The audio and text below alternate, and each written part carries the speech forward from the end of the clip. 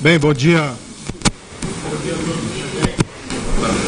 Bom dia a todos os presentes, melhor. Eu gostaria aqui, inicialmente, de cumprimentar o excelentíssimo presidente do Supremo Tribunal Federal, Dias Toffoli, que muito nos honra com sua presença. O Supremo Tribunal Federal, uma instituição, como todos sabem, criada pela genialidade de Rui Barbosa, inspirada na Suprema Corte norte-americana, é uma pedra fundamental do Estado de Direito e da democracia, a qual rendo minhas homenagens na pessoa do ministro. O ministro Dias Toffoli é também presidente do Conselho Nacional de Justiça, que tem um papel fundamental na administração da justiça. Recentemente, o ministro declarou que a justiça, em especial o CNJ, deve se envolver mais na incrementação da qualidade das políticas penitenciárias e da segurança pública. Eu quero dizer desde logo, ministro, que o Ministério da Justiça e da Segurança Pública pretende ser um parceiro nessas iniciativas do Conselho Nacional de Justiça. E esperamos aqui manter uma relação de cooperação para a construção de um futuro melhor nessa área. Cumprimento os presidentes das Cortes Superiores aqui presentes. Muito me honra também a presença de Vossas Excelências, demais magistrados aqui presentes. Gostaria de cumprimentar especialmente também os colegas ministros que nos acompanharão nesse desafio do novo governo, estendendo também a esse compromisso aos ministros que estão passando o cargo. Gostaria aqui de um cumprimento muito especial aos comandantes das Forças Armadas. Eu compartilho do mesmo sentimento do ministro Raul Jungmann, o meu apreço às Forças Armadas. Acredito que as Forças Armadas brasileiras de excelente qualidade têm ainda prestado um papel de fiador da estabilidade juntamente com o Supremo Tribunal Federal nos últimos anos no país. Tomo a liberdade de cumprimentar todos na pessoa do amigo comandante Vilas Boas aqui presente.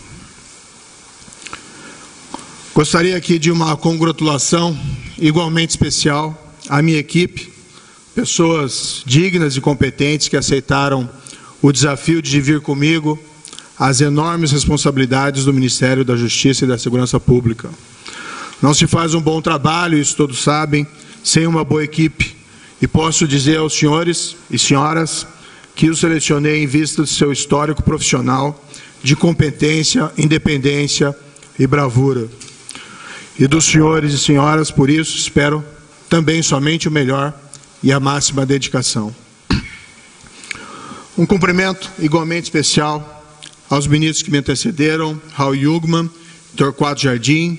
Vossas Excelências dignificaram os cargos durante sua gestão e é uma honra sucedê-los.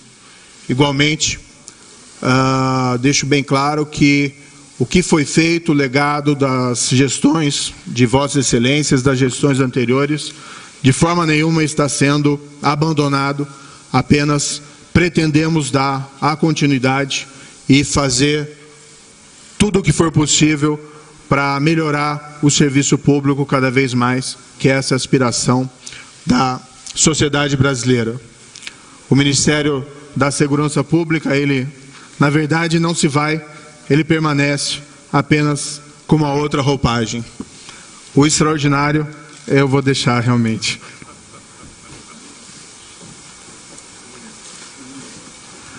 Estendo também esse cumprimento às respectivas equipes dos ministros e aos valorosos servidores da Justiça e da Segurança Pública, com o qual, na continuidade, dividirei sonhos, mas também desafios.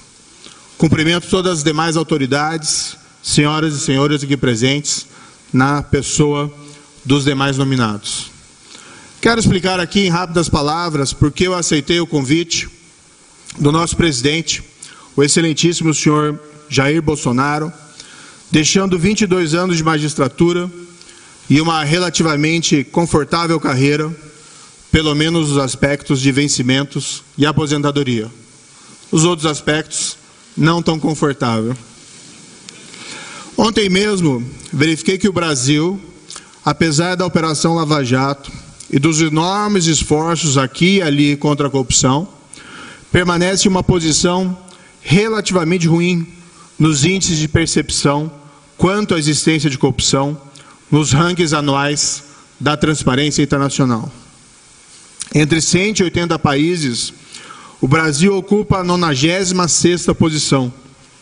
Rigorosamente, a pontuação obtida pelo país, 37 em 100 pontos possíveis, caiu desde 2014, quando do início da Operação Lava Jato. Talvez os esforços judiciais, ao revelarem a magnitude da corrupção entre nós, tenham contribuído, paradoxalmente, para elevar a percepção da corrupção. Ao invés desses esforços, eles terem chamado a atenção para o quanto nós temos, não só a instituição judiciária, mas todas as instituições em volta da justiça criminal, e igualmente a sociedade, o quanto nós temos dedicado a superá-la. Isso, para mim, ilustra uma verdade reconhecida e que já repeti várias vezes. Não se combate a corrupção somente com investigações e condenações criminais eficazes. Elas são relevantes, pois não há combate eficaz à corrupção com impunidade e sem riscos de punição para os criminosos. Mas elas não são suficientes. São necessárias políticas mais gerais contra a corrupção. Leis que tornem o sistema de justiça mais eficaz. Leis que diminuem incentivos e oportunidades contra a corrupção. Um juiz em Curitiba pouco pode fazer a respeito dessas políticas gerais. Mas no governo federal, a história pode ser diferente. Há um outro grande desafio, o crime organizado. Grupos criminosos organizados, alguns que dominam nossas prisões, estão cada vez mais poderosos. É preciso enfrentá-los com leis mais eficazes, com inteligência e operações coordenadas entre as diversas agências policiais, federais e estaduais. O remédio aqui é universal, embora nem sempre de fácil implementação. Prisão dos seus membros, isolamento carcerário das lideranças, identificação da estrutura e confisco de seus bens. Assim se leva ao enfraquecimento e ao desmantelamento delas. Não é uma tarefa impossível. Nos Estados Unidos, as famílias mafiosas, outrora superpoderosas, foram desmanteladas pela FBI e pelo Departamento de Justiça a partir da década de 80. Na Itália, a aura de invencibilidade da Cosa Nostra siciliana foi quebrada graças aos esforços conjuntos da polícia, Ministério Público e de magistrados, entre eles os juízes heróis Giovanni Falcone e Paolo Borsellino. O crime violento também aterroriza a população brasileira. As elevadas taxas de homicídio, já mencionadas pelo ministro Raul Jungmann, constituem o pior exemplo. Mas os índices de roubos armados, estupros e de crimes violentos em geral geram uma atmosfera de insegurança que deve ser combatida com estratégia, inteligência e políticas públicas eficazes. Essas elevadas taxas de criminalidade, seja do crime de corrupção, seja do crime organizado, seja do crime violento, prejudicam o ambiente de negócios e o desenvolvimento. Pior do que isso, geram desconfiança e o medo, afetando a credibilidade das instituições e, em certo nível, a própria qualidade da democracia e da vida cotidiana. Não há uma resposta ou uma tarefa fácil aqui, mas o compromisso do Ministério é, com todos os esforços e dedicação possível do ministro, dos secretários, dos dirigentes, dos servidores dos ministérios e de todos órgãos e departamentos vinculados a eles, iniciar um ciclo virtuoso de diminuição de todos esses crimes, prosseguindo no legado das gestões anteriores. Tudo isso dentro de um ambiente de respeito às instituições e ao Estado de Direito. Tudo isso com uma esperada parceria com os estados e municípios, em especial com suas forças policiais, Polícia Militar e Polícia Civil. Os planos ainda estão em elaboração e não caberia aqui detalhá-los. Mas, alguns exemplos. Pretendo que a Secretaria Nacional de Segurança Pública, utilizando sabiamente o Sistema Único de Segurança Pública e o Fundo Nacional de Segurança Pública, um legado da gestão do ministro Raul Jungmann, atue não só com investimentos para auxiliar as polícias estaduais e distrital, mas também para padronizar procedimentos, gestão e estrutura, respeitadas, obviamente, as autonomias locais. Deve ter um papel equivalente ao da intervenção federal no Rio de Janeiro, e que reestruturou a segurança pública naquele estado.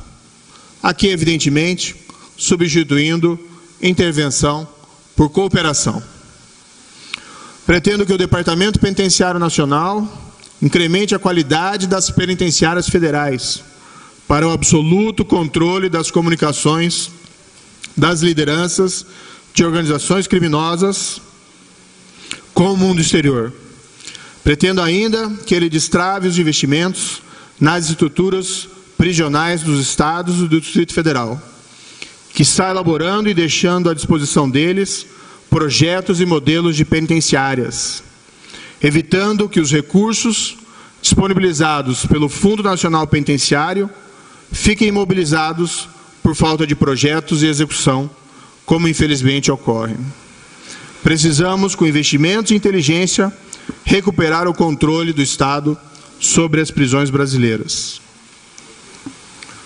Pretendo que o Banco Nacional de Perfis Genéticos, um instrumento de vanguarda para a elucidação de crimes, especialmente crimes violentos, e igualmente o inibidor da reincidência criminosa, deixe de ser apenas uma miragem legal. Ao cabo de 4 anos, nosso compromisso é de que sejam inseridos no banco o perfil genético de todos os condenados por crimes dolosos no Brasil. Ou, se não conseguirmos a alteração pretendida na lei para tanto, de todos os condenados por crimes dolosos praticados com grave violência à pessoa. Respeitosamente, quero contar para esse projeto com o apoio do Conselho Nacional de Justiça, uma vez que já há um projeto de parceria entre o CNJ e o Ministério da Justiça em andamento para a colheita de dados biométricos dos presos. Pretendo também que o Departamento de Recuperação de Ativos e Cooperação Jurídica Internacional, o DRCI, aprofunde a cooperação jurídica internacional para que o refúgio do criminoso no exterior seja uma alternativa cada vez mais arriscada. Não deve haver portos seguros para criminosos e para o produto de seus crimes. Quando países não cooperam, quem ganha é somente o criminoso. O Brasil não será um porto seguro para criminosos e jamais, novamente, negará cooperação a quem solicitar por motivos exclusivamente político-partidários.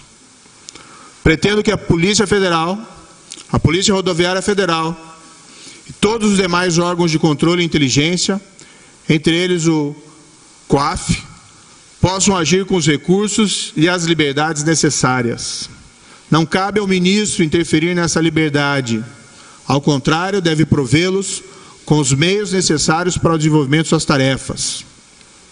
Nessa linha, aliás, um dos imediatos compromissos, não meu, mas que me foi apresentado pelo novo diretor-geral da Polícia Federal, será o de reestruturar e fortalecer as diversas forças-tarefas e equipes policiais encarregadas de investigar a grande corrupção, seja nos inquéritos em Curitiba, São Paulo e no Rio de Janeiro, seja nas investigações perante as Cortes Superiores de Brasília.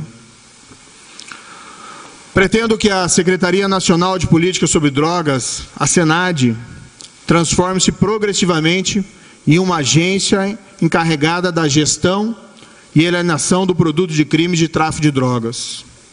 O tráfico de drogas, que envenena a nossa sociedade e nossas famílias, é infelizmente uma atividade muito lucrativa. O Estado deve se servir de uma forma mais eficaz da fortuna e dos bens confiscados desses grandes criminosos, e com eles financiar a segurança pública e a recuperação dos dependentes químicos, além de investir em políticas de prevenção. Infelizmente, isso é feito ainda de uma maneira muito tímida, desperdiçando recursos valiosos nas mãos desses criminosos. Um dos objetivos prioritários será apresentar um projeto de lei anticrime já no início da próxima legislatura e lutar para convencer, com respeito e toda abertura ao diálogo, os parlamentares. Não haverá aqui a estratégia, não muito eficaz, de somente elevar penas. Pretende-se, sim, enfrentar os pontos de estrangulamento da legislação penal e processual penal, e que impactam a eficácia do sistema de justiça criminal. Propostas simples, mas eficazes, como, entre outras, a previsão de operações policiais disfarçadas para combater o crime, a proibição de progressão de regime para membros de organizações criminosas e o plea bargain para que a justiça possa resolver rapidamente casos criminais nos quais haja confissão. Pretende-se deixar mais claro na lei, como já decidiu diversas vezes o plenário do Supremo Tribunal Federal, que no processo criminal a regra deve ser da execução da condenação após o julgamento da segunda instância. Este foi o mais importante avanço institucional dos últimos anos, legado do saudoso ministro Teori Zavascki. Pretendemos honrá-lo e igualmente beneficiar toda a população com uma justiça célere, consolidando tal avanço de uma maneira clara e cristalina na legislação. Processo sem fim é justiça nenhuma. Pretende-se ainda fortalecer o Tribunal do Júri, prevendo a execução imediata dos vereditos condenatórios, como já decidiu a primeira turma do Supremo Tribunal Federal, inclusive compondo ela o ministro Dias Toffoli. Esses são apenas alguns exemplos das medidas previstas no projeto em elaboração. Adiante virão projetos mais complexos, que terão que ser debatidos com outras pastas, para reduzir incentivos e oportunidades para a prática da corrupção e de outros crimes. Na elaboração, quero contar com os subsídios de outras instituições, como o Ministério Público, como a OAB, que também homenageia na pessoa aqui do presidente Cláudio Lamáquia, com os órgãos policiais e com o apoio da sociedade civil organizada, como de entidades como a Transparência Internacional. Não desconheço que o Ministério tem outras grandes responsabilidades, como políticas na área do consumo, da imigração, registros sindicais, essa é uma novidade, e o Arquivo Nacional. Também terão todas elas a nossa atenção. Nada disso será fácil, mas a missão prioritária dada pelo excelentíssimo presidente Jair Bolsonaro foi clara: o fim da impunidade da grande corrupção, o combate ao crime organizado e a redução dos crimes violentos. Tudo isso com respeito ao Estado de Direito, para servir e proteger o cidadão.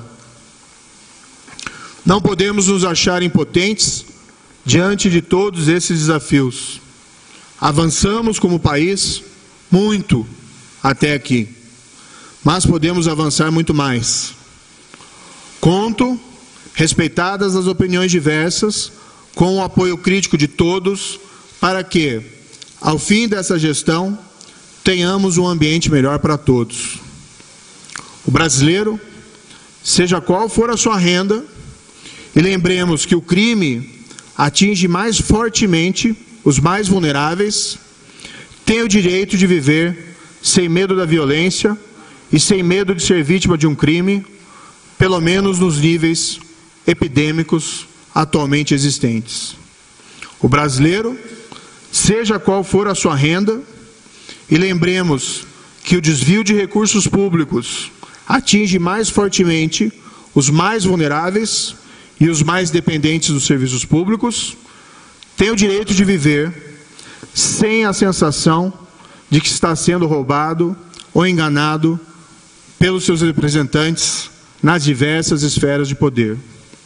Tem o direito de que os recursos dos cofres públicos sejam destinados ao bem-estar geral e não ao enriquecimento ilícito dos poderosos. É preciso estabelecer e manter a confiança. Essa é a palavra-chave da boa administração pública. Confiança.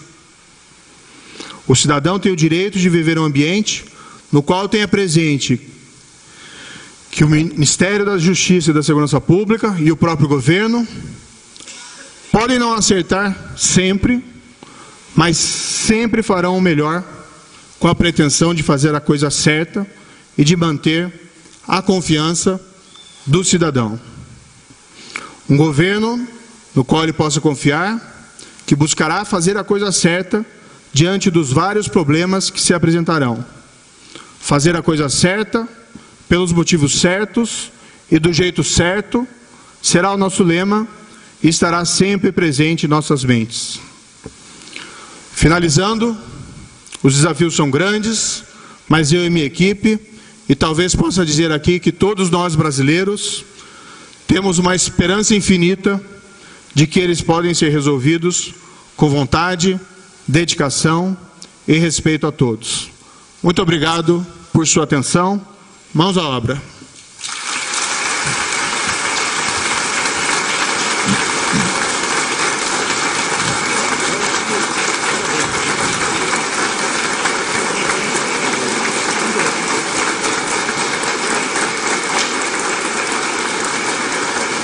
Está encerrada esta